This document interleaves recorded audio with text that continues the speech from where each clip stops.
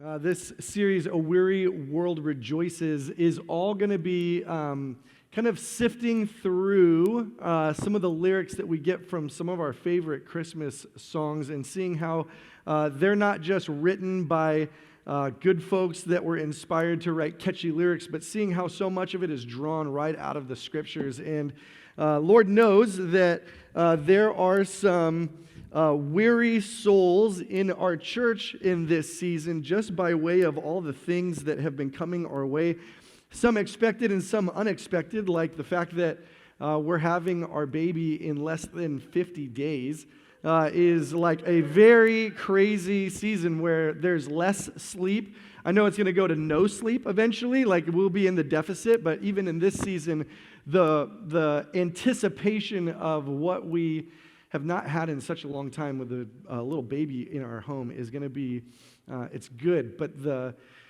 toll of preparation, and I know for so many of us, the conversations that I've had along the way, there's so many things that we're excited for that come naturally built in with the Christmas season, but it's not without the challenges of what we're all navigating personally or we're navigating communally. And so I love that every Sunday we come together and we look at how the Bible reminds us of how good Jesus is, how present Jesus is. And today we'll be going through the topic of hope. And I don't know if you're an Advent celebrator or recognizer. I was not a traditional grow up in like these steeped in tradition home. We never did much of that. Actually, there was a couple Christmases where we actually forgot to get a Christmas tree.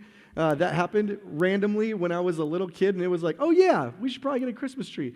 We used to do Thanksgiving at like at the Golden Nugget. That was like a thing. And so my grandpa was like the GM of the Nugget, and so we would just go and have Thanksgiving dinner at the buffet, and I was like, happy holidays.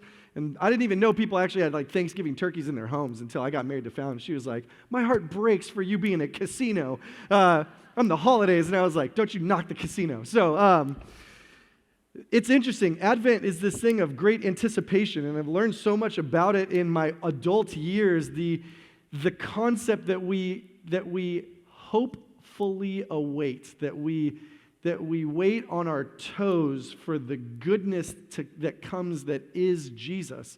And it's funny, we can get swept in all of like the pomp and stance that happens at the holidays with decorations and music and all this stuff, but without sounding contrite, it cannot forget that it is central around the person of Jesus. And so in pursuit of Advent, when we get over to the sanctuary tonight and we light our Advent candles, they all represent a posture in anticipation. And this one that we're going to be talking about today is hope. And out of the song Silent Night, you get this line that says, the thrill of hope. And so I wanted to navigate and like kind of wander into this idea of hope and what Scripture tells us about hope.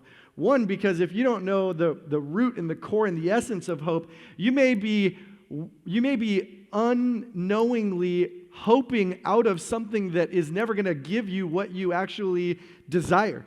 And so for us to examine hope